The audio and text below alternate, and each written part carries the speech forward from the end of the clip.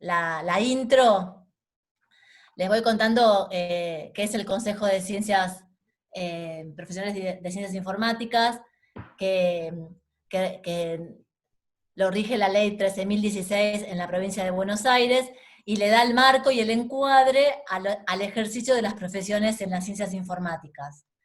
Nuestro consejo tiene asiento en la ciudad de La Plata, y por supuesto la función más importante es el gobierno de la matrícula de profesionales. Pero entre sus competencias también está dictar el código de ética profesional, proponer regulaciones al ejercicio de la profesión, combatir el ejercicio ilegal de la profesión.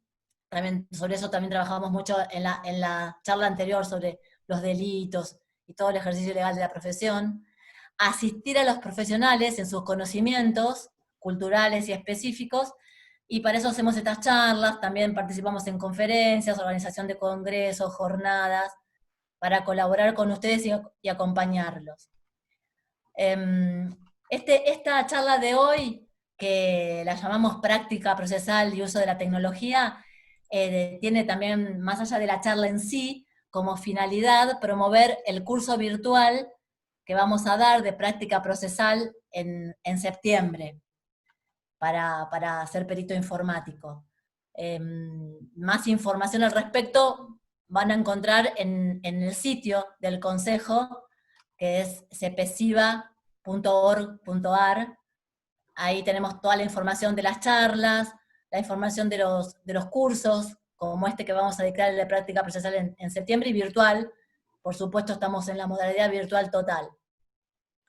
Sobre este curso, sobre esta charla en particular de hoy, bueno, les doy la bienvenida oficial a todos, y les comento que si nos dejan en el chat de la charla su nombre y su correo electrónico, les vamos a mandar un certificado de asistencia a la charla, y además guardamos también su correo para difundirles otras charlas, eventos, congresos que vayamos dando. Sobre la charla de los expositores, si tienen preguntas para ir haciendo, las pueden ir escribiendo en el chat, que nosotros las vamos juntando y luego las leemos en voz alta para que los expositores contesten. Y les agradecemos que nos dejen el nombre y el mail para poder después comunicarnos con ustedes. Les doy la palabra a María Marta, que es nuestra presidenta, para que le dé la bienvenida también. Bueno, buenas tardes de nuevo a los que ya había saludado y a los que no, bienvenidos. Esta es una charla, es la tercera que hacemos en el marco de la virtualidad a la que nos arrojó la pandemia violentamente, así que bueno, aprovechamos y tratamos de convertirla en algo productivo para nuestra profesión y para el resto para el público en general, en realidad, porque la temática es variada de la que vamos a ir tocando. Les agradezco la participación. La de hoy va a ser una charla muy interesante, como decía Silvana, dictada por una abogada y por un perito informático.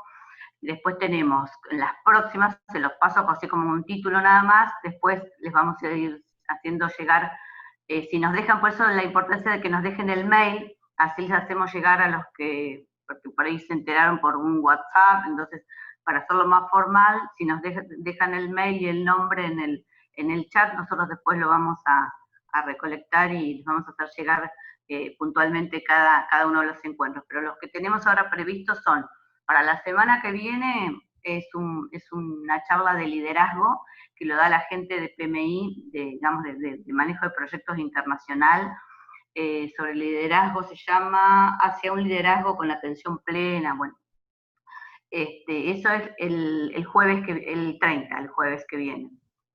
Y después tenemos para el 5, el otro miércoles, una de Big Data que nos da un ingeniero que está viviendo en España, cerca de Barcelona.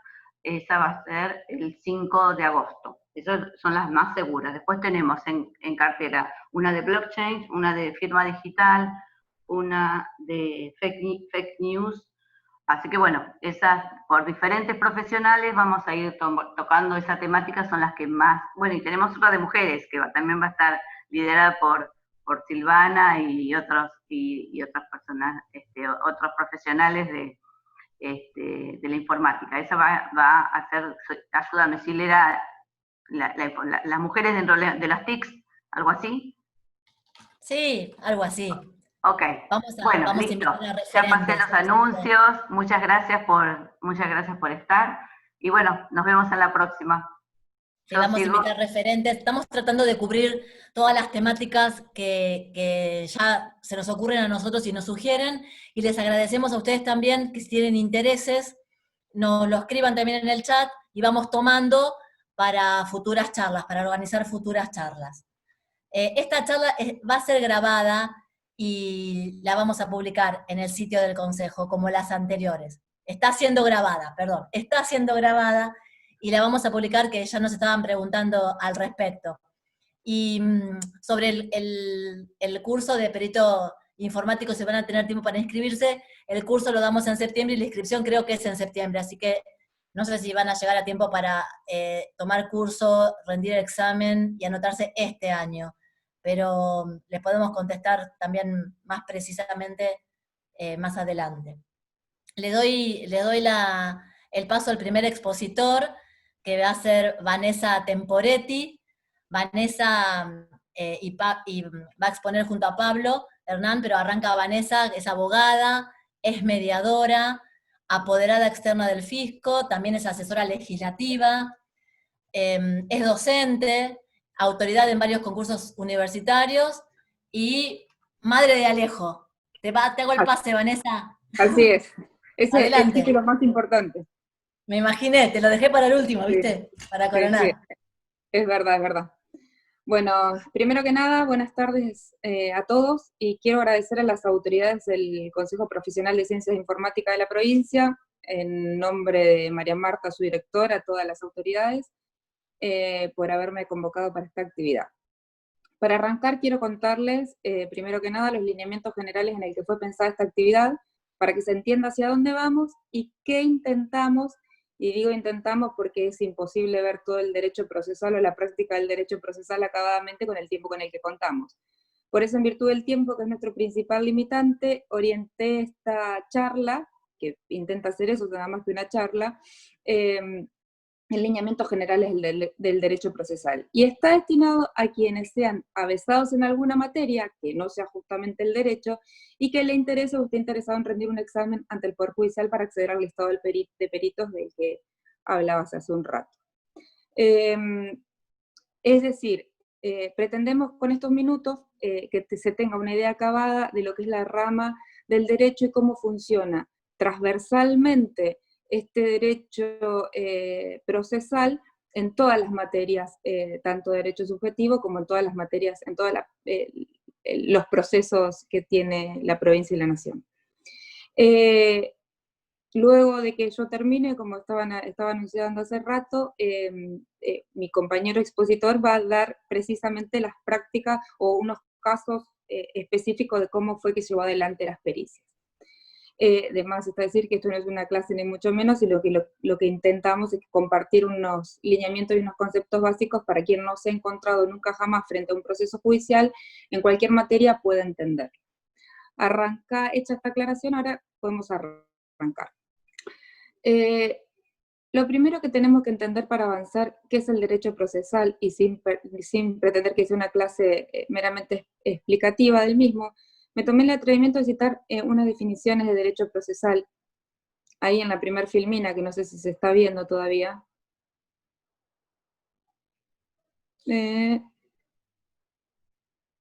Dos definiciones de derecho procesal. Yo la voy a ver desde acá, pero no veo si se está pasando. Ahí. No, todavía no se estaría viendo. A mí me sale un cartel que dice que Pablo está compartiendo, pero yo no veo nada. ¿Vos tampoco, no, Vanessa?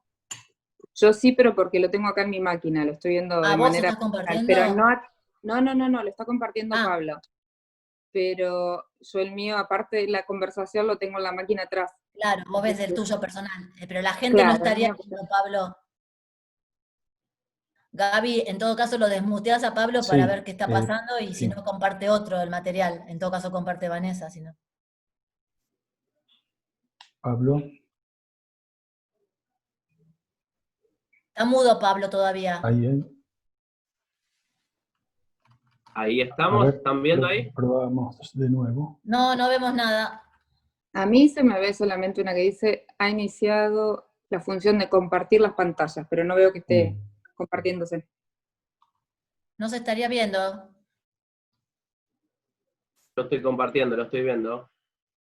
¿Alguien, vos María Marta o Gabriel, vos que tenés audio, lo ves? No, no lo estoy viendo, ¿eh? A ver. ¿Querés cerrar y volver a Sí. intentar compartir, Pablo? Sí, ya cerré, volví a compartir y Ah. yo lo estoy viendo en la pantalla. Mis perros son, ¿eh? Espera que- ay. Vamos María otra Marta, vez. ¿vos lo ves? Puede ¿No? fallar. Ahora sí. Ahí María lo Marta vemos a tampoco. Pablo. Papá, ven acá arriba, ven.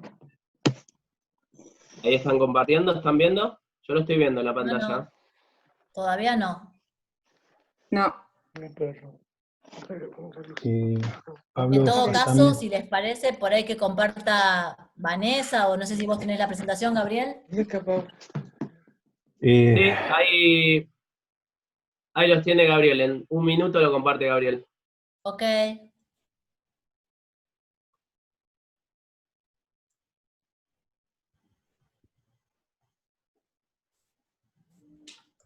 Yo aprovecho entonces este ratito y les comento la pregunta que habían hecho sobre el curso de práctica procesal que vamos a dictar en septiembre. La inscripción la hacemos en agosto y el examen en la corte es la primera semana de diciembre.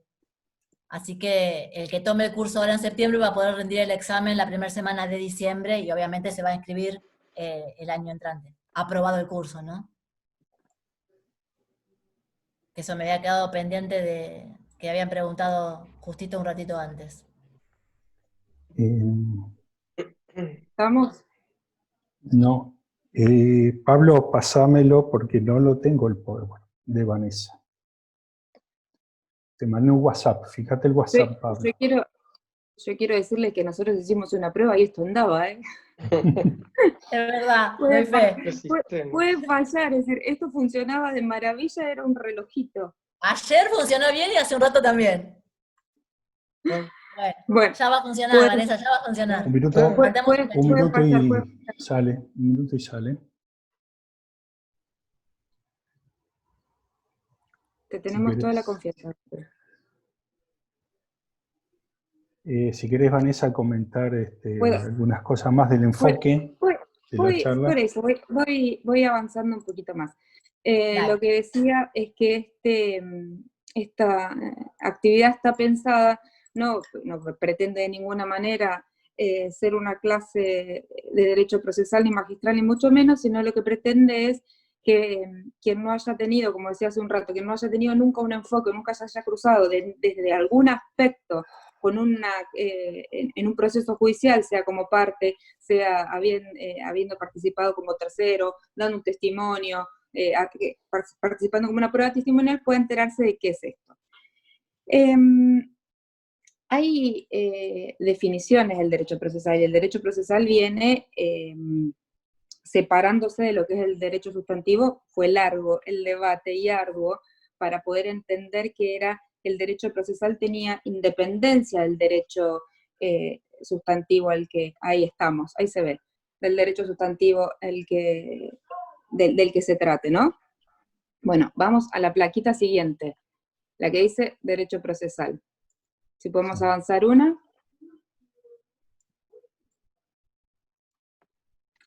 Muy bien, ahí estamos. Bueno. Perdón, pueden Entonces, minimizar las imágenes para ver bien el texto. Les recomiendo. Perfecto. Bueno, de todas formas estas placas después quedan para que las puedan tener cuando quieran y son definiciones. La primera placa, me tomé el atrevimiento de tomar 3 definiciones. La primera es para quien considero un docente del derecho procesal, y es de la ciencia procesal, mejor dicho, y entiende el doctor Lino Palacio que la ciencia jurídica es que el derecho procesal es la ciencia jurídica que en forma sistemática estudia los principios y normas referidos a la actividad judicial, cumplida mediante el proceso por los órganos del Estado y demás intervenientes para la efectiva realización del derecho sustantivo, organizando la magistratura con determinación en sus funciones, cada una de las categorías de sus integrantes y especificando los presupuestos, modos y formas de observar el trámite procesal.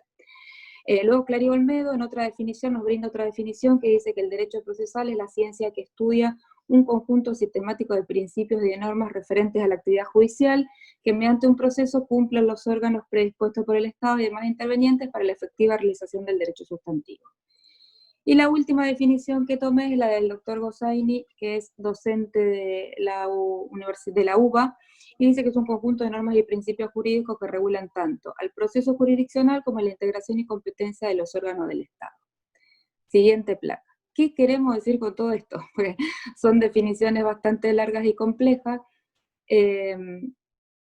pero vamos a tratar de analizar qué es lo que quiero decir cuando queremos definir el derecho procesal.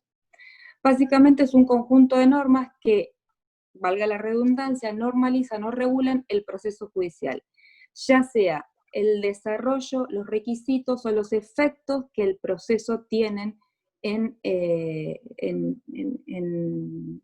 su tramitar.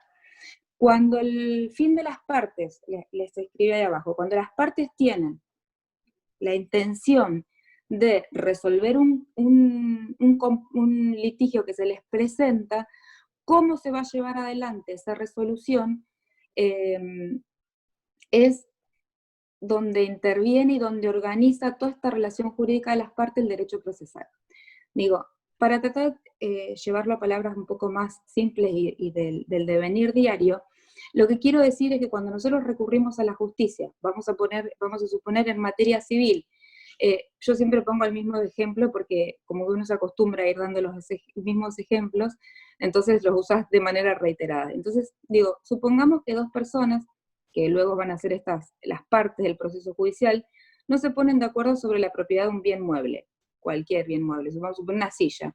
Y como digo una silla, me puedo estar refiriendo a una relación laboral que concluye, a un conflicto sobre alimento, a la propiedad de una casa de los abuelos fallecidos, en fin, a tantas situaciones que se pueden dar en la vida de sociedad como se va presentando, ¿no? Entonces, dadas estas circunstancias, no se ponen de acuerdo sobre la propiedad de la silla, acá tenemos dos opciones con las que contamos. O lo resolvemos de manera privada, poniéndonos de acuerdo, y si no nos logramos poner de acuerdo, la otra circunstancia que es recurrir a un tercero imparcial, a ABS, como le decimos los abogados, vuestra señoría, que sea el juez, el juzgado, o incluso algunas autoridades de otros medios de resolución de conflictos, como puede ser un amigable componedor, un mediador. En la provincia de Buenos Aires nosotros contamos con mediaciones previas obligatorias en varias temáticas, en varios asuntos, pero es tema de otra charla.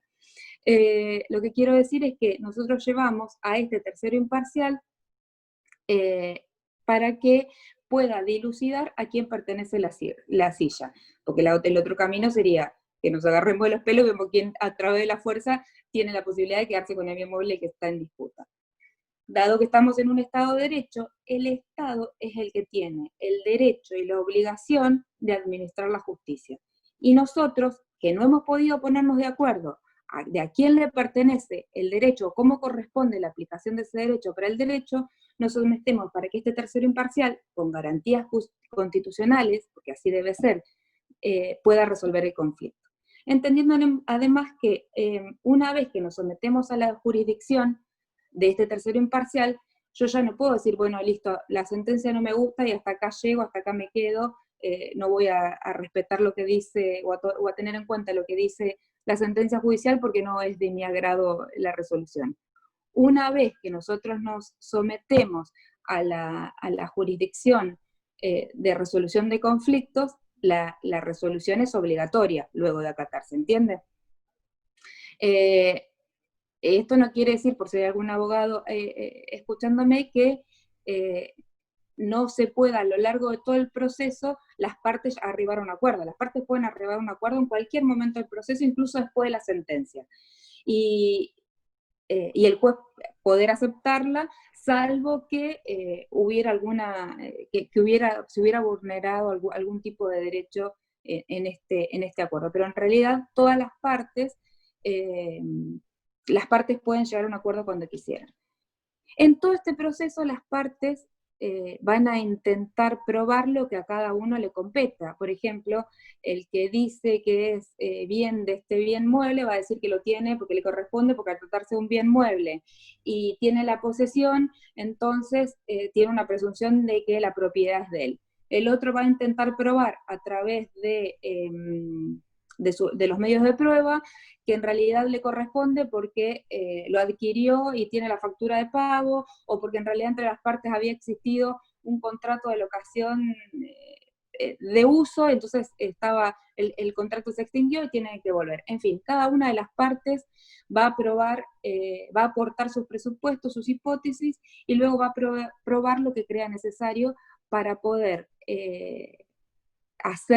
para lograr el convencimiento en el juez de que la silla o el derecho le corresponde o le deja de corresponder a uno u otro. Ahora, una vez que el juez toma la decisión, llega a la resolución judicial que, como dije, es obligatoria y a la que no me puedo, de la que no me puedo desobligar a cumplir, puede ser que sea dándole la razón a uno, dándole la razón a otro, o a ninguno de los dos, o decir, la silla es para vos el respaldo y el asiento es para vos. Entonces, hay soluciones que pueden no gustarnos una vez que nos sometemos a su jurisdicción. Pero en definitiva, todo esto que tiene que ver quiénes son las partes, quiénes intervienen, quiénes pueden, cuál es el sistema, es a lo que se aboca el derecho procesal. Como decía la placa, en definitiva, el derecho procesal viene a organizar, administrar una relación jurídica que se da dentro de un proceso judicial entre los juzgados, las partes, el juez y todo interviniente. Por ejemplo, algún tercero, como son los peritos, como son los testigos, cualquiera que sea auxiliar de la justicia. Para completar la idea a la que nos referimos cuando hablamos de derecho procesal, y si podemos pasar a la próxima placa, por favor, en ella podemos observar que el derecho procesal se estructura en 3 pilares que son fundamentales, y esos 3 pilares son los en los que se asienta lo que yo llamo el sistema de derecho procesal. Como digo yo, son la jurisdicción, la acción y el proceso.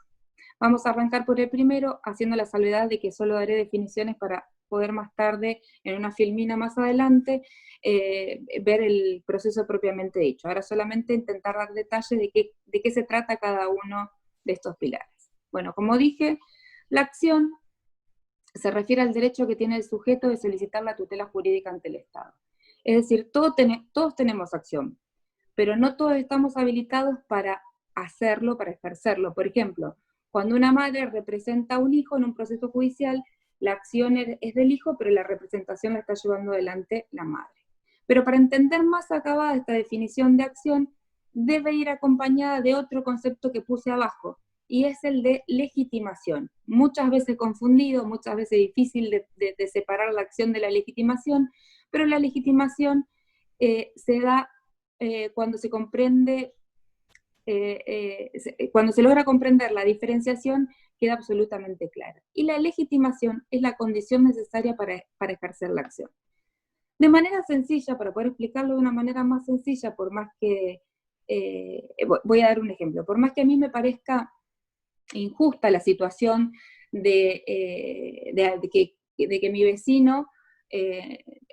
vecino, su acreedor no le pague lo que le resulta, lo que le debe, yo no puedo instar a la justicia, no puedo ir ante un juez a decirle, mire señor juez, me parece re injusto que el acreedor no le pague a mi vecino porque la deuda existe, porque el sujeto necesita el dinero, porque es un buen tipo. No puedo, porque me falta a mí la acción y la legitimación para poder instar a la justicia. Por más que me parezca extremadamente justo, es mi vecino el que tiene en su cabeza la acción y el poder y la legitimación para poder instar a la justicia a que dé un avance y pueda administrársele justicia. El segundo pilar del derecho procesal o de la ciencia es la jurisdicción. Y la misma la entendemos como el poder o deber del Estado, en la próxima placa, es el poder deber del Estado para ejercer mediante un órgano independiente, el Poder Judicial, ejercer su poder, logrando dirimir los conflictos suscitados entre las partes. Como hasta aquí han visto, generalmente no nombro ni leyes ni artículos para esto, pero me pareció interesante citar que esto tiene basamento en el artículo 18 de la Constitución. Si bien, como verán, estos conceptos de derecho procesal tienen unión con el derecho constitucional, es que me pareció importante hacerlo. Esta función de nuestro Estado esta función de nuestro Estado de Derecho, de organizar el Poder Judicial y todo lo referente al proceso y al procedimiento, tanto en su base sustancial de derecho procesal, pero que igualmente nos pasó con la placa anterior, el concepto, la idea de jurisdicción, no está completo si no es entendido de manera conjunta con otro concepto que termina delimitando la jurisdicción, y ese concepto es la competencia. Separé para ustedes en esta oportunidad el concepto de competencia, que hay millones, entendiendo la competencia como la facultad que la ley otorga a los jueces y a los tribunales para entender en distintas etapas del proceso. Hay un sistema jerárquico del Poder Judicial, o en distintas razones. Por ejemplo, en razón de la materia, de grado, de territorio, se entiende a la competencia como la medida de jurisdicción que tiene cada juzgado o tribunal para entender en un asunto. Les confieso que me encanta siempre decir que la competencia es la medida de la jurisdicción, porque es un versito que hemos aprendido en la facultad, y lo quiero demostrar con un ejemplo.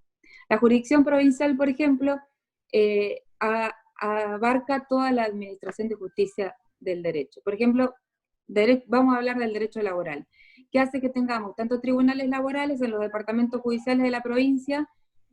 Ahora, la definición de la competencia, es decir, qué tribunal o qué juez, si habláramos otra materia, nos toca para la resolución del conflicto del despido que nos requiere. Por ejemplo, la competencia es lo que determina para resolver un conflicto de alimentos, para que el que resuelva el conflicto de alimentos sea, en razón de la materia, un juez de familia, puede actuar en esos conflictos, y no un abogado laboralista o un juzgado de contencioso administrativo. Así, a un juzgado o tribunal del Departamento Judicial de La Plata, o el Departamento Judicial de Moreno, o el de Bahía Blanca, tienen también delimitación territorial o competencia territorial. Y ese marco, que sea un juez de familia el que resuelve algunas cuestiones, que sea el juzgado de La Plata o el tribunal de La Plata el que resuelve, es la medida de la jurisdicción de cada uno, y por eso es la competencia. Y finalmente, el tercer pilar, para algunos, este tercer pilar resulta ser el más importante, es el proceso, que es la otra placa. El proceso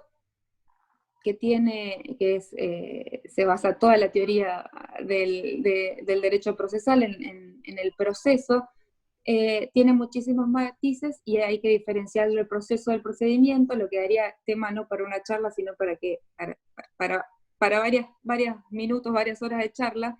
Vamos a limitarnos a definir rápidamente, para llegar a la placa a la que quiero llegar, diciendo que es un conjunto de actos jurídicos procesales que, ordenados lógica y sistemáticamente, permiten el avance hasta culminar el proceso, en una sentencia o con una forma anormal de culminación del proceso. Si tuviéramos que analizar este concepto, deberíamos comenzar por diferenciar actos de actos jurídicos dentro de ellos. Pero bueno, vamos a sintetizar, por razones obvias, de que se tratan de actos que se realizan dentro del expediente judicial, dentro del proceso, y que tienen una relación lógica y un orden y una razón de ser. Parece algo para explicar, pero a grosso modo, por ejemplo, la demanda, la demanda no puede ser presentada después de la notificación, o el diligenciamiento de alguna prueba informativa, como por ejemplo, cuando pido un oficio al Banco Central, no puede ser realizada luego del dictado de la sentencia. Hay un orden lógico y sistemático en el proceso. Primero la demanda, por último la sentencia. En el medio cada uno de estos pasos procesales. Y eso es el proceso. En definitiva, el proceso, como su definición o su conocimiento vulgar nos indica, es un conjunto de pasos con el fin de llegar a un resultado determinado. Dentro del proceso judicial, el proceso es esto. Y el procedimiento es el andarivel por donde circula el proceso, es el camino que le marca el proceso. La siguiente placa, por favor. Bueno, esta placa voy a tratar de pasarla por alto porque si no, no voy a llegar a la que más me interesa en los minutos que tengo, pero quiero decir que estos dos son dos conceptos que tendríamos que tener muy claros al momento de analizar lo que es el derecho procesal y el ejercicio profesional. Porque el organigrama del Poder Judicial, nosotros tenemos un Poder Judicial que está organizado de manera jerárquica, donde existen juzgados de primera instancia, en la provincia de Buenos Aires tenemos juzgado de primera instancia, Cámara y Suprema Corte. Y cada uno es superior al otro y cada uno tiene posibilidades de modificar las resoluciones que han dictado las jerarquías inferiores. Eso es y dentro de la provincia y dentro de la nación hay distintos organigramas, siendo el estado más alto la Corte Suprema en Nación y en Provincia de Buenos Aires la Suprema Corte. Tenía un profesor que decía que siempre nos confundíamos cuál era Corte Suprema o cuál era Suprema Corte, cuál era de Nación y cuál era de provincia, y siempre nos enseñó esta regla memotécnica que me la acuerdo para toda la vida, lo dijo una vez y me lo acuerdo, y es que la que era de pollo era la de la Provincia de Buenos Aires. Entonces cada vez que sé que es de la Provincia de Buenos Aires es Suprema Corte, la otra es Corte Suprema. Otro concepto fundamental a destacar, y para el que no tenemos tiempo, pero más o menos, son los conceptos de derecho de fondo y derecho de forma. El derecho de fondo es el derecho sustancial, por ejemplo, el Código Civil, el Código Penal, son leyes nacionales que se aplican o tienen aplicación en todo el territorio nacional, pero la forma de ejercer cada uno de los derechos incluidos en ellos es de las provincias. Cada provincia dicta su código de procedimiento. Por eso la provincia de Buenos Aires tiene el Código de Procedimiento Civil y Comercial y el Código de Procedimiento Penal. Siguiente placa, por favor. Mientras tanto, tomo un poquito de agua. Bueno, el derecho procesal cuenta con dos grandes ramas, el derecho procesal civil y el derecho procesal penal. Si bien ambos tienen aspectos básicos que los unen, que es la conceptualización de la acción, de la justicia, de los actos procesales, la verdad es que la diferenciación que tienen o la distinción que tienen el derecho sustantivo al que hacen referencia es lo que hace necesaria su división. Nosotros también contamos en nuestro ordenamiento con cuerpos normativos que, si bien tienen regulados procedimientos y han logrado tener sus propios cuerpos normativos o cuerpo legislativo, la realidad es que son específicos en cuanto a algunas cuestiones, pero en líneas generales se complementan con el Código Procesal Civil y Comercial. Entonces, no logramos, o no está determinado que haya alguna rama más interesante del derecho procesal o más amplia del derecho procesal que dividirla en procesal civil y procesal penal. Siguiente placa, por favor. Bueno, acá tenemos una placa de lo que yo llamo un esqueleto del proceso y aquí es donde queremos llegar. Que para lo que esta charla nos aboca es amplio, aunque en la práctica está lejos de ser tan sencillo. Si fuera así el ejercicio profesional, los abogados estaríamos muy contentos, pero no. Bueno, la idea es, creo que al fin de lo que queremos charlar en este momento está bien. Se trata de un esqueleto de institutos de un proceso civil y comercial, de un proceso ordinario de conocimiento. Podría haber elegido uno penal, me gustó más esto del procesal civil. Esperen que yo lo voy a poner acá en mi máquina, así lo veo más cerquita, porque no alcanzo a leer, la verdad. Aquí está. Muy bien, perfecto. Vamos a arrancar con, bueno, les decía, esto se trata de un proceso de conocimiento, un proceso civil y comercial, donde están marcados estos mínimos institutos que se pueden dar a lo largo del proceso. Lo primero que quiero decir es que se trata de un esqueleto de proceso civil y comercial de un proceso ordinario de conocimiento, como les dije. no quiero dejar sin irme por las ramas, no quiero dejar de contarles qué es un proceso ordinario o un proceso de conocimiento ordinario, en función de que cuando se dice de conocimiento, es que uno va a poner, el juez tiene que conocer y saber respecto a todo el proceso, todo lo que nosotros digamos y todo lo que querramos probar, se lo vamos a tener que plantear en el proceso judicial, no será nada por supuesto. A diferencia de esto, existen los procesos ejecutivos, por ejemplo, cuando yo tengo un saldo deudor en cuenta corriente o tengo un pagaré e inicio el proceso ejecutivo, el juez no se pone a investigar en base a qué se inicia el proceso porque ya tiene el título ejecutivo, ya tiene el pagaré, ya tiene el saldo deudor en cuenta corriente, y a partir de la creación de ese título ejecutivo es que empieza la ejecución de la deuda que se genera a partir de esa letra de cambio.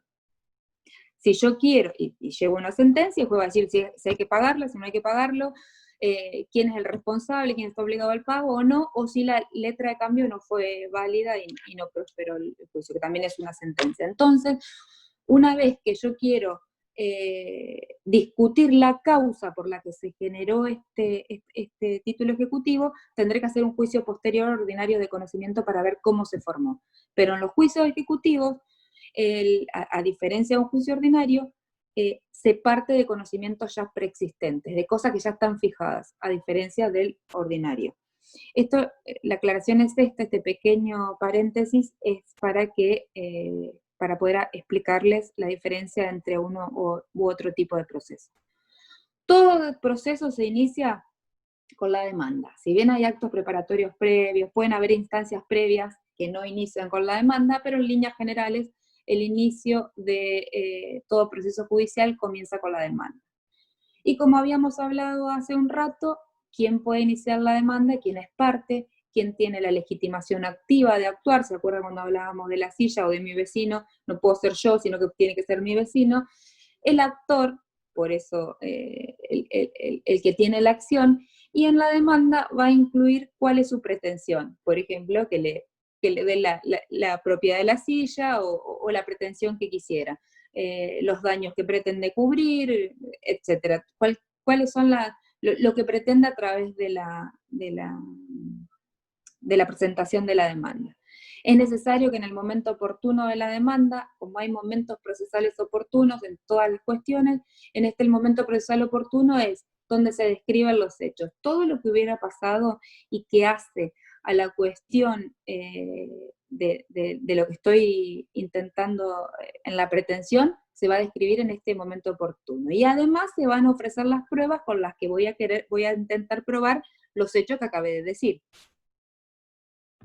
Una vez que tengo iniciada la demanda, el segundo instituto es la notificación. Créanme realmente que de la demanda a la notificación, acá que parece una flechita, pasa vida intergaláctica entre un instituto y otro. Con contarles que yo he tenido casos en los que la notificación de una demanda ha estado hasta año y medio, y por qué no más. Y si hay algún abogado acá me puede aseverar conjuntamente que el tema de la notificación, tenía un profesor de Derecho Procesal que nos decían, sobre notificación los abogados deberíamos hacer solo un posgrado, y yo decía, qué exagerado este tipo, y después que me tocó a mí en la vida el ejercicio profesional, debo decir que está tan acertado estaba el docente que nos llevaba a hacer posgrados de notificación solamente.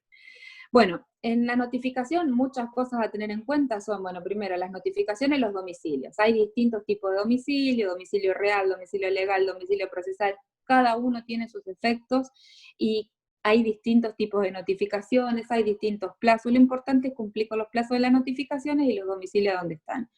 Cada una de las partes, cuando se presenta por primera vez en la primera oportunidad procesal y el código, debe constituir domicilio.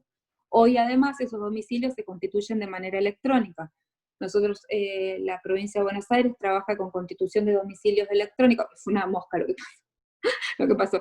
Se trabaja con constitución de domicilios electrónicos, y así como se constituyen domicilios físicos a donde se tienen por notificadas todas las cuestiones judiciales, están estos domicilios electrónicos constituidos, que son a través de dispositivos token, que los abogados tenemos y nos ha costado horrores aprender a usar y aprender a en este camino, ustedes van a ser de absoluta ayuda para muchísimos abogados en la tramitación. Todavía, le confieso, hay abogados que lloramos cuando tenemos que hacer alguna presentación y no sabemos cómo achicar archivos, cómo sufrimos horrores el tema de las presentaciones electrónicas, pero ahí vamos avanzando y va queriendo, y como decía el Chavo del 8, echando a perder se aprende, entonces vamos intentando, y vamos haciendo un montón de cosas para tratar de ir avanzando. Bueno, segundo instituto, la notificación, vamos a suponer que en este pequeño ejemplo logramos notificar a quien nosotros entendemos es el legitimado pasivo. Quiero hacer una salvedad acá. Yo estoy hablando de un actor y un demandado. En un proceso civil pueden haber más de un actor, más de un demandado, y los actores, y se arman litisconsorcios, un litisconsorcio pasivo necesario, es decir, cuestiones a las que no vamos a entrar. Acá estamos analizando un proceso de un esqueleto simple, donde tengo un actor y un demandado. Inclusive puede ser que yo inicie una demanda demandando a 4 o 5 personas físicas y jurídicas, o jurídicas, y resulta que después termino desistiendo de alguna y realmente trabo la litis con una o dos legitimados pasivos. ¿Quién puede contestar la demanda? Es quien va a ser parte en el proceso, no puede contestar un tercero, el que contesta es parte, y es el que tiene, así como el actor tiene la legitimación activa para iniciar la demanda, quien contesta la demanda tiene la legitimación pasiva para contestar. Cuando contesto una demanda, quien contesta una demanda puede tener, hay cientos de cuestiones que pueden haber cuando se contesta una demanda. Vamos a suponer, la primera es que viene el demandado y dice, bueno, le estoy reclamando el pago de una deuda de alquileres, y viene al contestar la demanda y lo que se allana la demanda. No es muy normal, pero puede ser que venga y se allana la demanda y diga, sí es cierto, yo debo, aquí está la plata, pago las costas, no debemos nada, y es un modo normal de culminación de un proceso. Nunca se llegó a la sentencia porque hubo un allanamiento que tiene características especiales, tiene que ser completo, no puede decir, sí, me allano, pero, ¿sí? Bueno, esa es una opción, el allanamiento. La otra es que conteste la demanda, y que cuando contesta la demanda, como es su primera oportunidad procesal, lo que va a hacer es, exactamente como tuvo que hacer el actor, describir los hechos, va a describir los hechos desde su perspectiva, suponiendo que estemos hablando de un daño sin perjuicio por un accidente automovilístico, va a contar su versión de los hechos, si el semáforo estaba en rojo, si el auto pasaba, si era propietario, si el auto era de él, si era de un tercero, si venía manejando, si usaba lentes, si llovía, todos los hechos que tenga que describir en ese momento, porque es la única oportunidad procesal para hacerlo. Y además va a ofrecer las pruebas. Y acá, fíjense ustedes que me quedé en las dos partes, tanto en la demanda como en la contestación de demanda, puse ofrece pruebas, porque ahora vamos al siguiente paso. Todos los procesos civiles y comerciales, por lo menos, no nos quedamos en esa placa, al siguiente paso de las flechitas de ahí al lado. Todos los procesos tienen 3 etapas. Una etapa introductiva o postulatoria, una etapa de producción o alegato de la prueba, y una parte de clausuratoria o del dictado de la sentencia. Con la prueba se arranca lo que es la parte de producción de la prueba o alegatoria, o de alegación. Quiero contarles que se está aprobando en la provincia de Buenos Aires lo que precepta el artículo 360, que son audiencias preliminares orales. Se está tratando de llevar a oralidad el proceso para sintetizar, y muchas veces los abogados ofrecemos a las demandas y a las contestaciones de demanda un centenar de pruebas que en realidad lo que hacen es, porque después cada una de las pruebas hay que producirlas, y lleva tiempo hacer un oficio, que lo contesten, pedir una pericia, que se conteste, va llevando, y lo que va haciendo es alargando un proceso que por ahí es más ágil. Entonces, esta oralidad, instrumentar la oralidad en el marco probatorio, lo que hace es que en estas especies de audiencias preliminares, lo que es prueba confesional, lo que es prueba testimonial, se hagan de manera oral, y es mucho más ágil así como desistir o no de las pruebas que se van a llevar adelante. Pero bueno, vamos a suponer que nosotros estamos en esta etapa probatoria. Y fíjense que yo ahí en la plaquita le puse algo, le puse lograr y con signos de pregunta. Porque lo más importante que quiero que quede claro en este espacio de prueba es para qué se produce una prueba dentro de un proceso judicial. Y el proceso judicial la prueba tiene un solo objetivo dentro del proceso judicial, y es lograr el convencimiento del juez. Porque lo que yo quiero, lo que yo busco desde que inicio la demanda, desde que yo contesto la demanda, es que se le dé razón a mi pretensión. ¿O no? ¿Para qué inicio la demanda? Para que me digan si tiene razón, si tiene que cobrar, o tiene que pagar, para que se resuelva el conflicto que le estoy planteando al juzgador. Entonces, ese lograr, que lo que voy a lograr con la sentencia, lo que voy a lograr con la prueba es que cuando el juez se siente a deliberar y a entender a dictaminar una resolución judicial de sentencia, esté convencido de lo que yo quería probar. Cuando se produce la clausura del periodo de instrucción, lo que los abogados llamamos el auto de apertura a prueba, ¿qué es lo que se tiene que probar? ¿Cualquier cosa se prueba? No. Se deben probar hechos conducentes y útiles. ¿Útiles y conducentes a qué? A lo que estoy tratando de probar. Si yo estoy reclamando un daño y perjuicio por una lesión en el miembro inferior, que yo pruebe que soy docente del colegio de la Universidad, del Colegio Nacional San Martín, es poco necesario dentro del proceso. Entonces, conducente y útiles y controvertidos, que no lo puse ahí, pero controvertidos. Si los dos estamos de acuerdo, si las partes están de acuerdo en que el siniestro se produjo el 22 de febrero del 2019, y estamos todos de acuerdo en que llovía, y estamos todos de acuerdo en que quién cruzaba en la mano derecha y quién cruzaba por la calle a la derecha y quién en circulación noreste, no hay que probarlo eso, porque se trata, y muchas veces pasa también en los procesos judiciales, en que estamos absolutamente de acuerdo las partes en los hechos. Estamos de acuerdo en que los hechos se produjeron de determinada manera, pero lo que no estamos de acuerdo es con el alcance jurídico que esos hechos tuvieron. Entonces ahí la cuestión se transforma en lo que se llama de puro derecho, y sin necesidad de producir ninguna prueba, porque estamos de acuerdo, él pasa a autos para sentencia y va a la sentencia. Y acá dejé lo último que quiero, y a lo que voy a volver después al final de las últimas dos placas que me quedan, es cuáles son los tipos de pruebas. Los tipos de pruebas que podemos tener son testimonial, documental, informativa, pericial, etc. Y después vamos a volver básicamente con la pericial, que es la que nos aboca a nosotros. El último paso, luego de la prueba, luego que producimos la prueba, se terminó la etapa de producción de prueba y alegato, pasa autos para sentencia y el juez va a resolver. ¿Qué es una sentencia? Una sentencia es una resolución judicial. Una resolución judicial es cuando el juez se expresa, pero el juez no es que estuvo durante todo el proceso ausente y nunca se pidió absolutamente nada. Resoluciones judiciales hay de varios tipos a lo largo del proceso, y hay unas cuantas. Vanessa, aprovecho que tomas agua para decirte si puedes ir redondeando, que nos quedan 5 minutitos, así damos paso al otro expositor. Sí. Gracias. La resolución, sí, por favor. La resolución judicial de sentencia, la resolución judicial simple, por ejemplo, la que determina el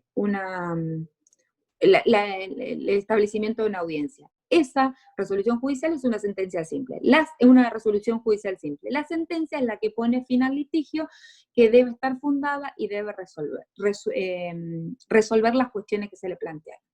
Vamos ahora a la siguiente placa, que dice perito. Cuando nosotros hablamos hace un ratito dentro del esqueleto, hablamos que hay distintos tipos de pruebas. ¿Qué es un perito? Un perito es un auxiliar de la justicia, que es un profesional que está especializado en alguna materia determinada y que se ocupa de actuar, en este caso, como fuente de consulta experta en la resolución de un proceso judicial en particular. La siguiente placa. La otra. La siguiente, una más. Ahí. ¿Cómo funciona esto? Cuando el juez tiene que resolver alguna cuestión y el juez es avisado o sabe o tiene conocimiento del derecho, nadie le va a ir a decir cuáles son las leyes o cuál es el derecho que tiene que aplicar.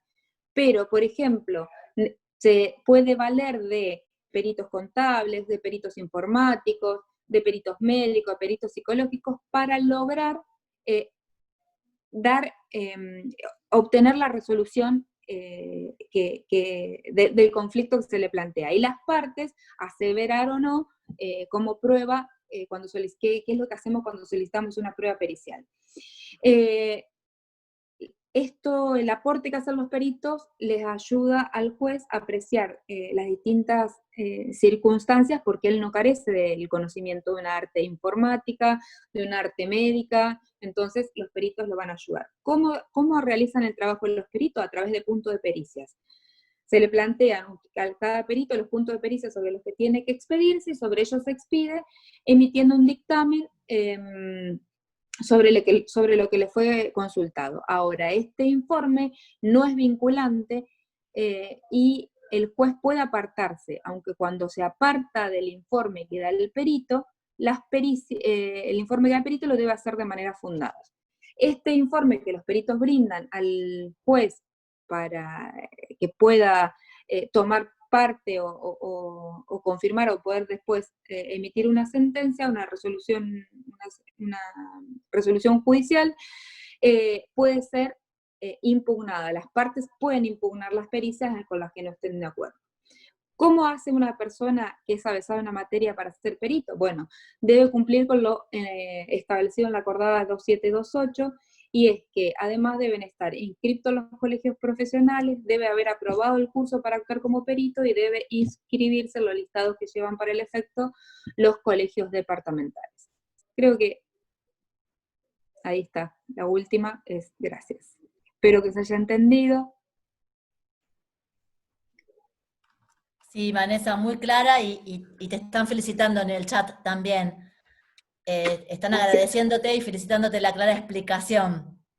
Perfecto. Así que, bueno, te agradezco yo también. Yo soy perito, así que hice todos esos pasos que vos estás nombrando ya hace muchos años, y ahora tenemos a otro perito experto que va a compartir su charla con todos nosotros, que es Pablo Guarino. Dejo las preguntas, si quieren preguntas de lo que comentó Vanessa o de lo que vaya a comentar ahora Pablo, las escriben en el chat y las leemos al final de la exposición de Pablo. Años, como 16 años, también es perito informático hace 8 años, forma parte del Tribunal de Disciplina del Consejo Profesional de nuestro Consejo. Como perito, es perito de parte y también perito en la justicia, en todos los fueros, laboral, penal, civil y comercial, y en casa tiene una asesora privada porque está casado con una abogada, y 2 hijos, ¿no, Pablo? Sí, Adelante sí. vos. Bueno, gracias Silvana, gracias a todos, gracias a María Marta, al Consejo, y bueno, vamos a arrancar con 2 casos prácticos. Lo principal de esta charla es más que nada que sea práctico, sencillo, y que bueno, lo entiendan todos. Son casos reales, casos que me tocó a mí actuar, y bueno, la idea de la charla son esto: los nombres y los tribunales son ficticios, así que para que, si quieren arrancar con las placas.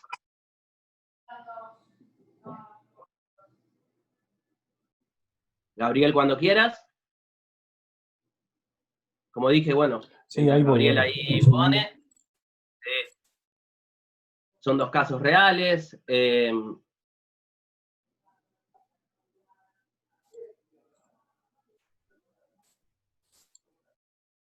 Ahí estamos, ahí estamos. El otro, este no es mío. Ah, perdón. Ahora te sale el mío. Sí, perdón. Sigue la doctora. Just a moment, please.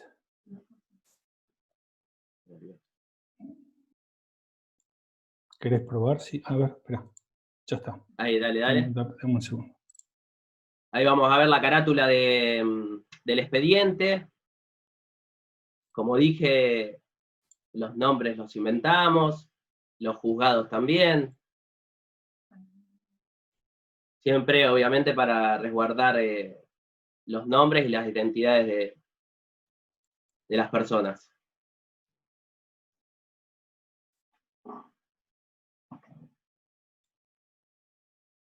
Perdón. Ahí. Ahí estamos. Ese es el título de la charla. Cómo resguardar las pruebas y los dos casos prácticos. ¿Se está viendo ahí? ¿Se ve? Ahí se está viendo, yo lo estoy viendo perfecto. Bien. Sí. Ahí si querés ponerle Claro. la presentación. No, espera. Sí. Entonces, perdón. ¿Por qué? ¿Ahí? No. Ahí estamos. ¿Se ve? ¿Se ve bien? Perfecto, yo lo veo perfecto. Creo que todos lo ven perfecto. Bueno, la anterior.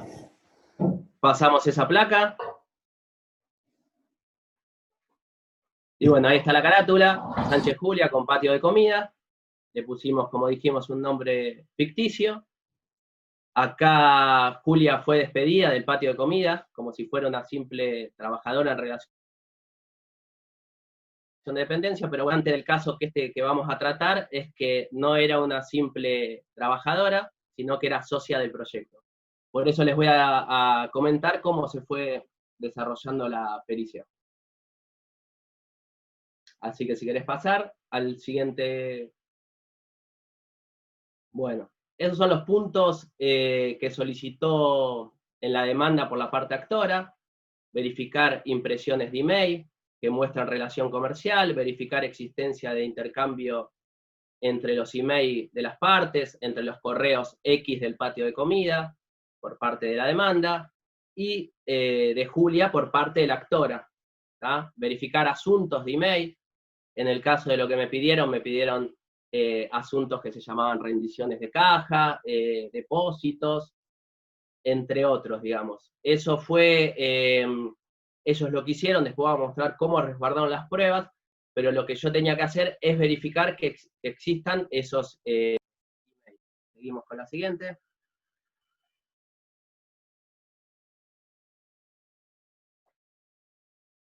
Ahí, bueno. ¿Cómo se realizó la pericia?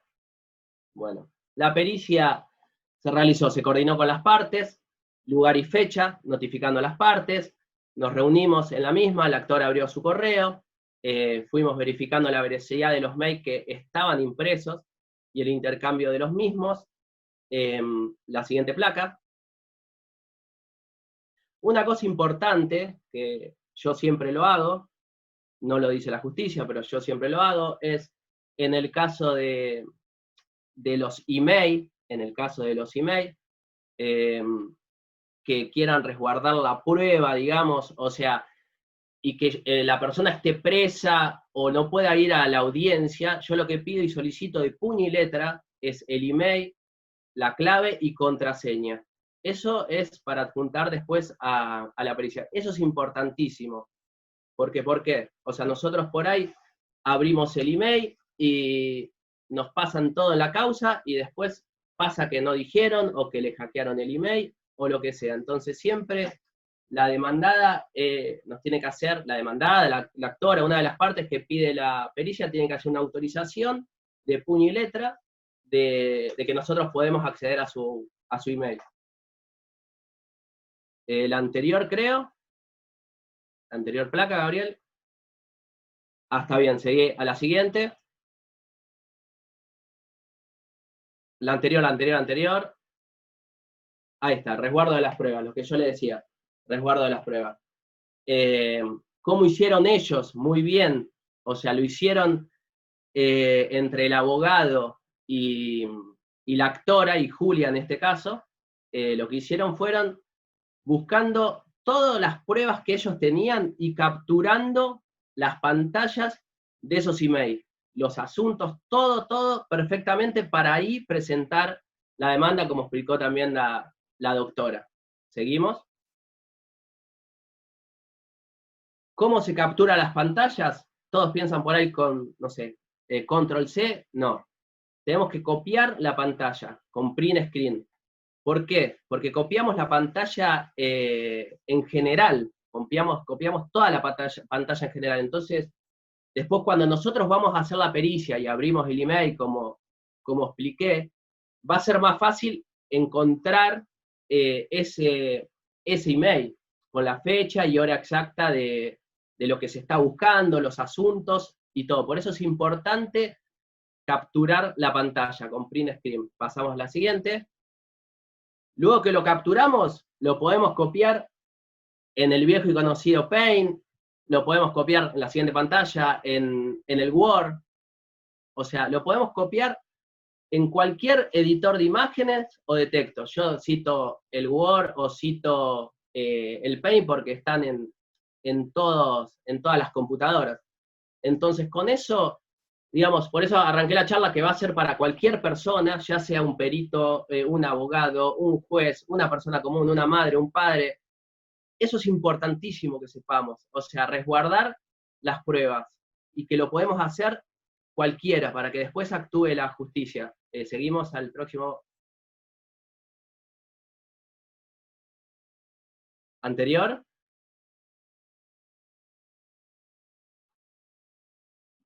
Siguiente. ¿Te faltó alguno? Sí.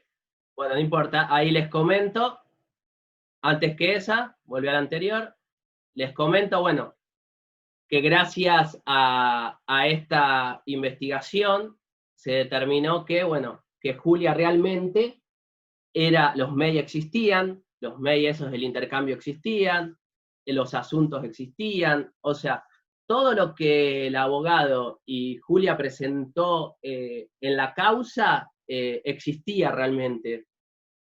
Lo bueno de las pericias es que no se puede adulterar un MEI, o sea, no podemos nosotros poner un MEI retroactivo, digamos, en la bandeja de nuestro correo.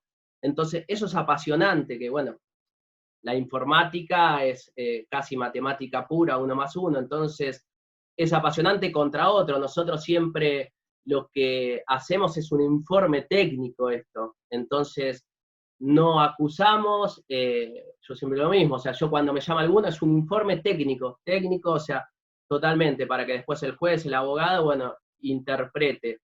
No vamos a atacar ni acusar a nada. Entonces, en este primer caso, como dije, se demostró que Julia era socia de ese patio de comidas y no una simple trabajadora, y bueno, y en síntesis de este caso, lo ganó ella, y bueno, le dieron todo lo que pidió en la demanda. Así que seguimos con el próximo caso. Bueno, el próximo caso es muy apasionante y es lamentablemente lo que hoy se vive. En la anterior causa, me olvidé de decir, era una causa laboral. Esta es una causa penal, en la intervino la justicia penal. Esto es lo que hoy estamos viviendo, lo que viven, tenemos que cuidar los que tenemos hijos, a nuestros hijos, hasta nuestros padres. No sé, los padres por ahí que tenemos solos, o separados, o que enviudaron, buscan las redes sociales, buscan y los engañan, ¿no? Eso es otro tema para otro día, pero acá por ahí es ver más y cuidar a nuestros hijos. Así que bueno, esta causa la vamos a denominar, como vuelvo a repetir, o sea, con nombres no reales, Fernández Francisco sobre corrupción de menores agravada. Y después voy a explicar eso importante, por qué no fue condenado a grooming y sí corrupción de menores agravadas. Así que bueno, arrancamos. Francisco es detenido una noche en su lugar de trabajo y acusado de corrupción agravada de menores en el marco de una investigación que llevaba a cabo el área de delitos informáticos de la policía. Hoy por hoy en Argentina estamos creciendo mucho, por ahí no tenemos muchas herramientas propias, tenemos software de Estados Unidos, hay Universidad de Lanús que había hecho un software, yo hice una pericia federal y usaban ahí, o sea, estamos creciendo mucho en esa materia y es el futuro esto. Lo que es las pericias es el futuro y lo que se viene, y todos tenemos que estar capacitados, el que sabe y el que no sabe. Por eso la policía, digamos, hay muchas áreas muy buenas. Bueno, ahí lo que yo le estaba diciendo, ¿por qué corrupción de menores agravadas y no grooming? porque la figura de grooming, o sea, la ley que se sancionó en noviembre de 2013, esta causa que me tocó a mí fue unos meses antes. Así que por eso fue corrupción de menores agravada y no condenado por grooming. Seguimos. La siguiente placa. Bueno, ahí el que quiere copiar, eso es un fragmento del código, el artículo 131, es un fragmento del artículo 1. O sea, lo que se incorporó a la ley en noviembre del 2013, como dije, que se sancionó. La siguiente placa.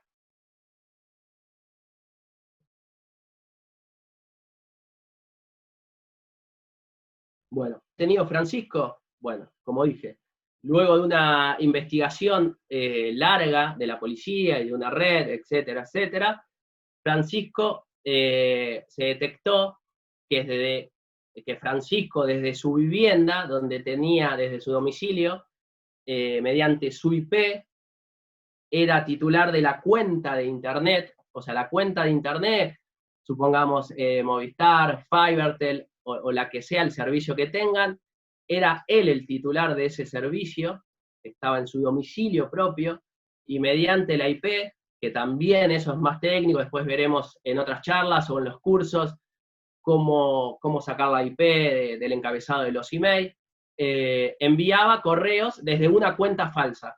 ¿Qué es una cuenta falsa? Bueno, no son datos reales, en síntesis. De videos y fotos de abuso sexual de niñas, niños y adolescentes. Eso lo enviaba, sabía como, digamos, era un lugar que eran todos alumnos y alumnas de un colegio, y después chateaba y les enviaba todo tipo de material a través de Facebook. Seguimos con la siguiente placa. Bueno, la pericia informática, bueno, su abogado defensor solicitó una contrapericia de sus redes sociales, o sea, de manera particular me llamó, y lo que hicimos es, en primera instancia, de sus redes sociales y de su correo personal, se hizo una pericia, y obviamente que en este tipo de casos estaba limpio. O sea, todo lo que era redes de él personales y correos estaba limpio. Después hubo una vinculación entre fotos que tenía subida y una cámara de fotos que ahora les voy a decir más adelante. Y la segunda pericia fue otra contrapericia con la policía también de delitos informáticos, que se hizo del material secuestrado, que en este caso se secuestró una notebook que estaba en la casa de él, y memorias externas de cámara de fotos, bueno, todo siempre lo que tiene contenido de almacenamiento digital se secuestra. ¿Seguimos? Bueno, como dije en la anterior, se periciaron en primera instancia, que lo que dije en la anterior causa, él estaba detenido porque lo detienen ese día, cuando lo van a buscar al trabajo y lo llevan a la casa para que vea el allanamiento, bueno, más los testigos obviamente. Le solicito a la abogada que de puño y letra me redacte la autorización de todo lo que él quería periciar en una primera instancia, que eran las redes sociales. Después, en la que se fue la segunda instancia, fue la contrapericia, que bueno, con el material allanado, secuestrado, fui allá, abrieron la notebook, y bueno, tenía todo lo que se estaba investigando. Luego, en las descargas de los navegadores que usaba, se detectó historial de acceso y descargas múltiples. Lo bueno también de este caso en sí es que la computadora, para poner más o menos los que tienen conocimiento, tenía un solo perfil de Windows, tenía todo ahí. O sea, no podía decir que era inocente, digamos, o sea, porque tenía todo ahí. ¿Se pueden pasar a la segunda placa? O sea, tenía todo. Era imposible que él diga que no supiera. Él vivía ¿Por qué recalco yo, en principio, que era el titular de la cuenta? Porque él vivía con su pareja, su cuñado y la pareja. Entonces, él en todo momento decía que era inocente, pero era imposible. Era su computadora personal y tenía todo lo que la justicia venía investigando. Para redondear este caso, la persona fue condenada a 10 años de prisión por corrupción de menores agravada por la edad de la víctima y su comisión mediante engaño. Vamos a la próxima. Bueno, ahí me puse el cronómetro, espero haber cumplido con las expectativas. Y la verdad que muchas gracias a todos, como dije, al consejo, a ustedes por prestar atención.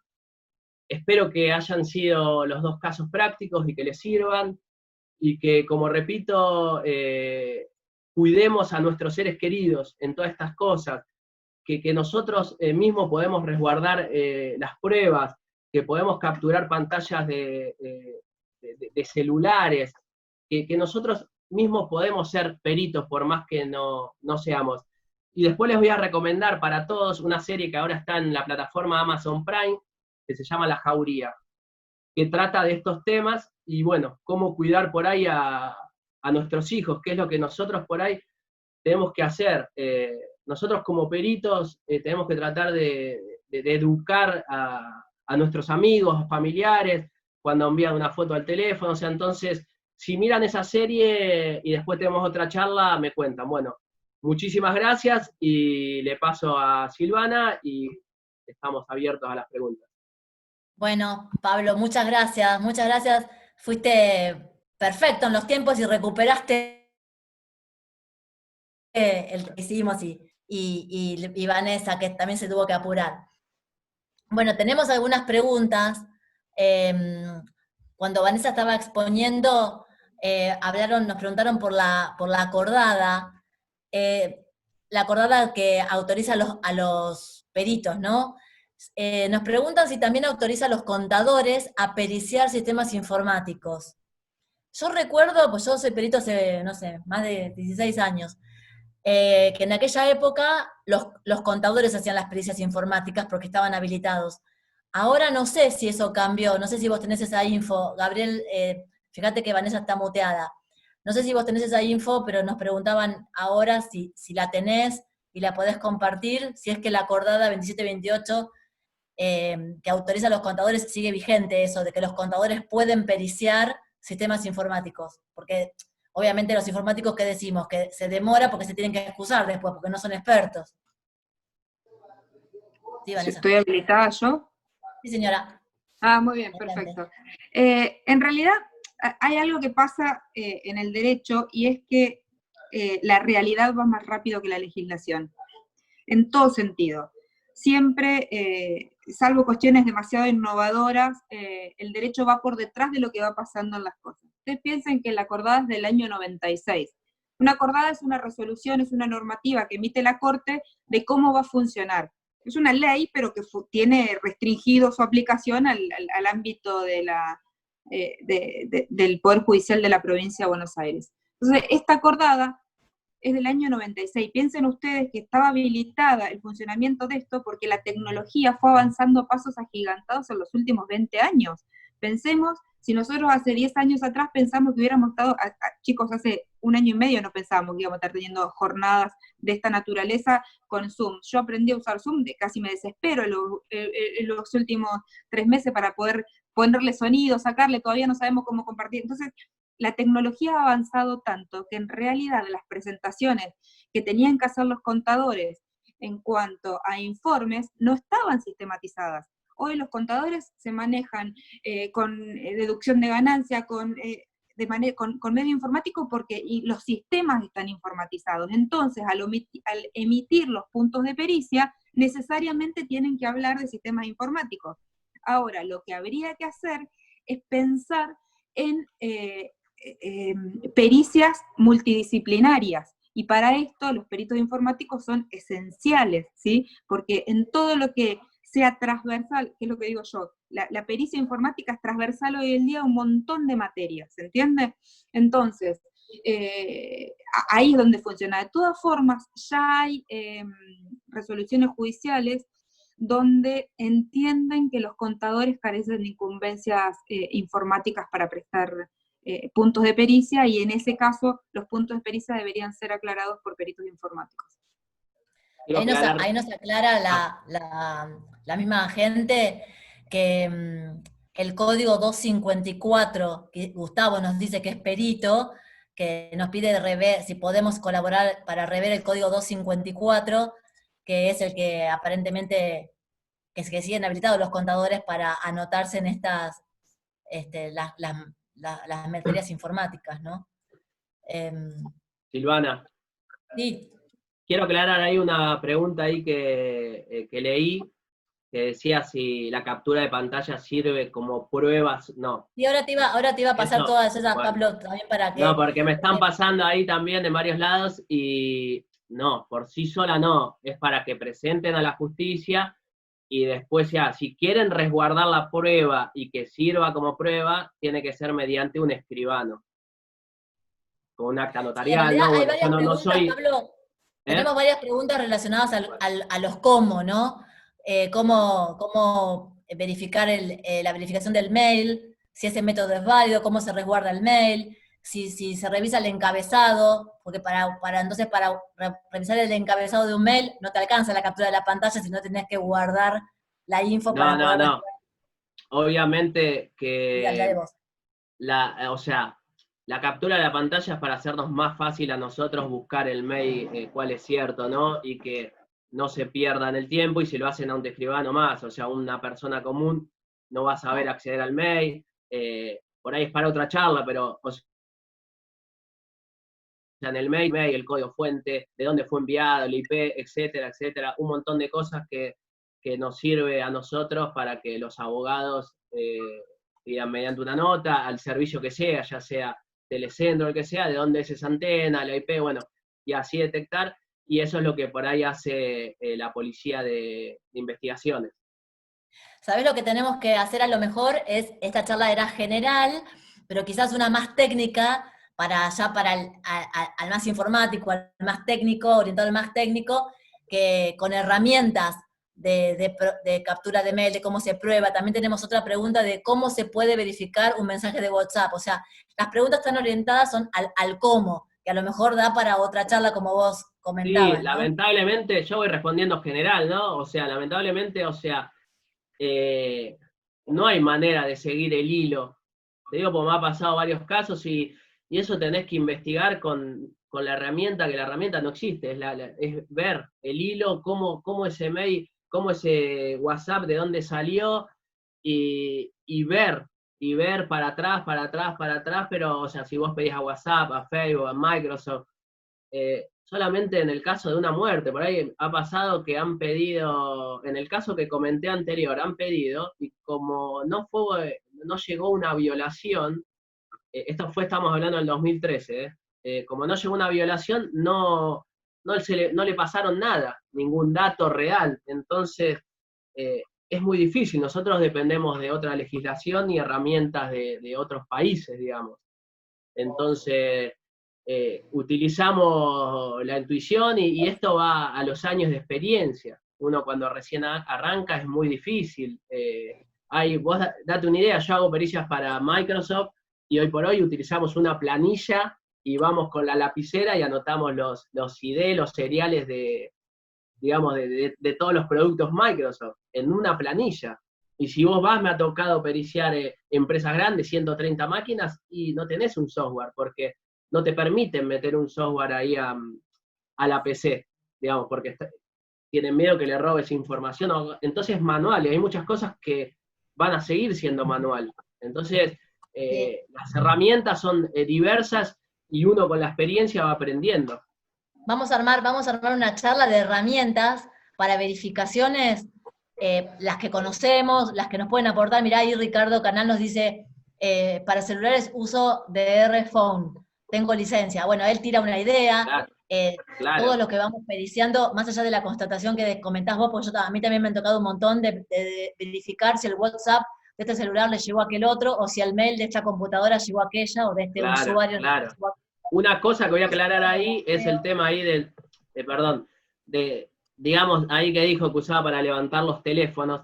Eso sí, cuando uno levanta los teléfonos con algún software, o sea, levantar el teléfono es sacar toda la información del teléfono. Sí, hay software para hacerlo, y lo que te hace, te recupera todos los chats, pero no dice de dónde arrancó ese chat, de dónde arrancó esa imagen, de dónde fue, ¿entendés? Entonces, Uno tiene que ir ¿entendés? Digo, siguiendo ¿entienden? el ¿Entienden? Digo, rastro, por dónde claro, pasa, por todos los servidores que va claro, pasando para asegurarse claro, que pero, el que lo recibió no lo está inventando, que realmente salió del emisor y llega al destinatario. Pero mira, claro, hasta y es, Ismael, que es abogado, nos dice, nos tira herramientas también. Así que vamos a, y gracias nos tira Ismael, el FTK, el autopsy.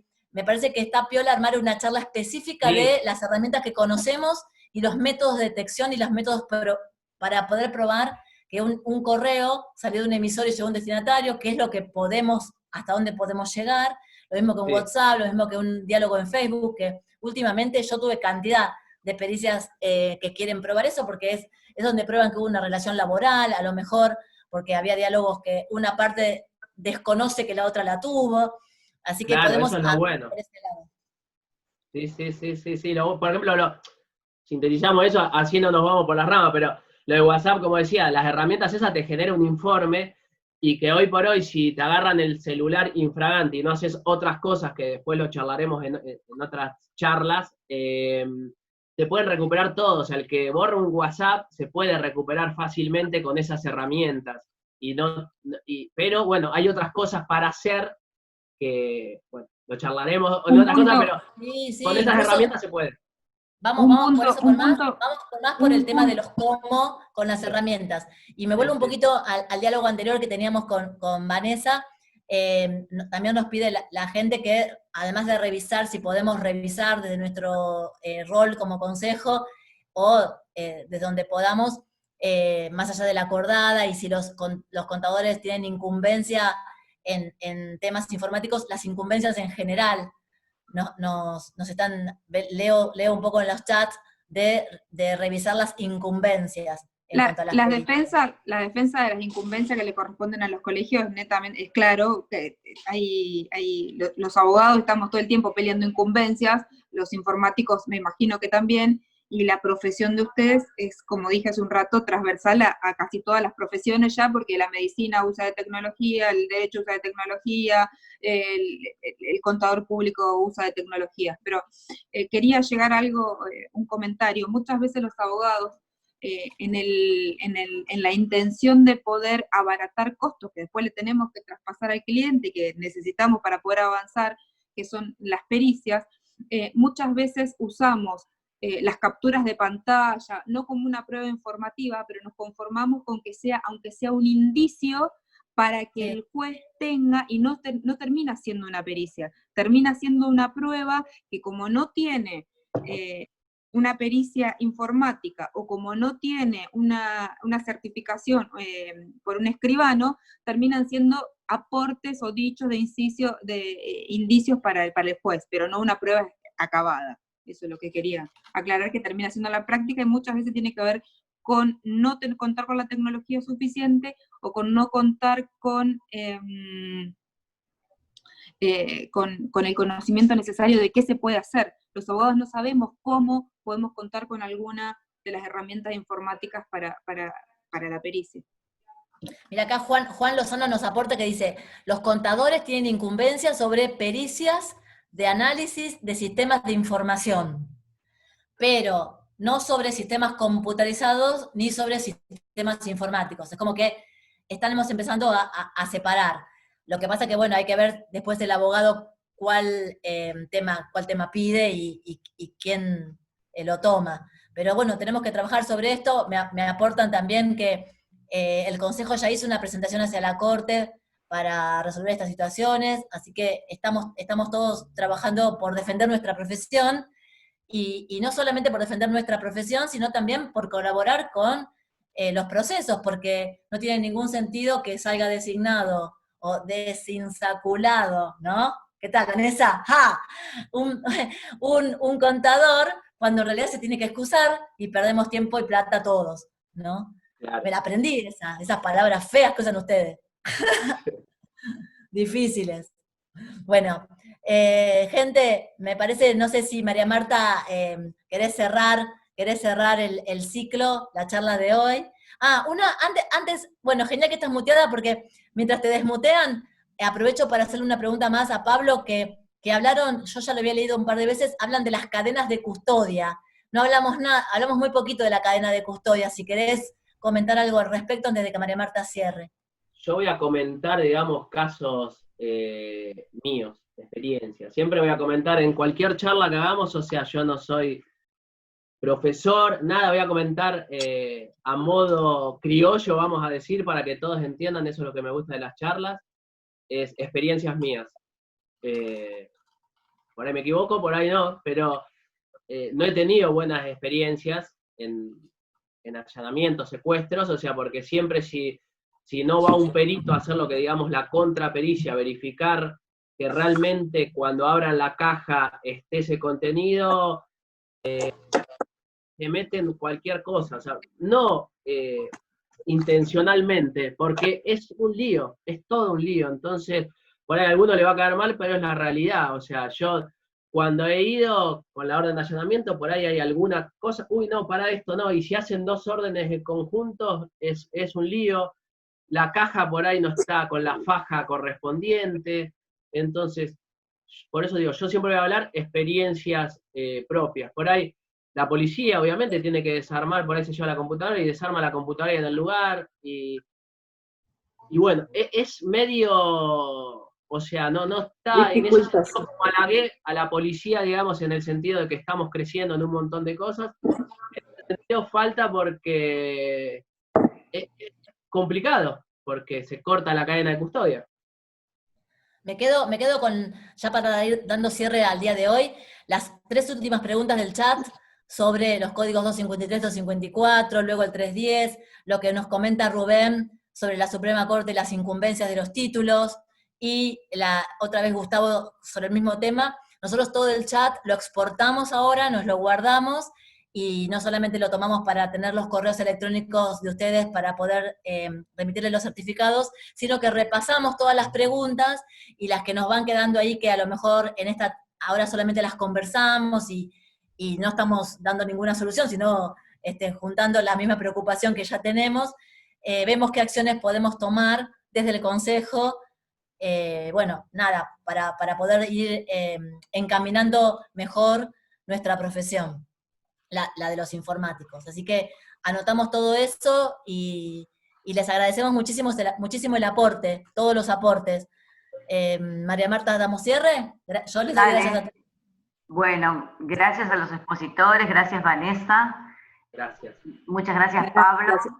Gracias Silvana por la presentación y por ser moderadora, una excelente moderadora, aparte de excelente profesional. Gracias Gabriel, que estuviste atrás de las presentaciones y de los muteos y desmuteos. Y obviamente gracias a todos por asistir y participar.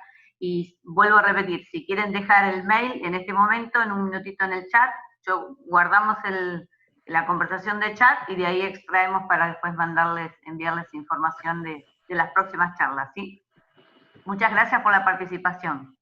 Los esperamos la semana que viene. Sí. Con otra charla. Gracias a todos.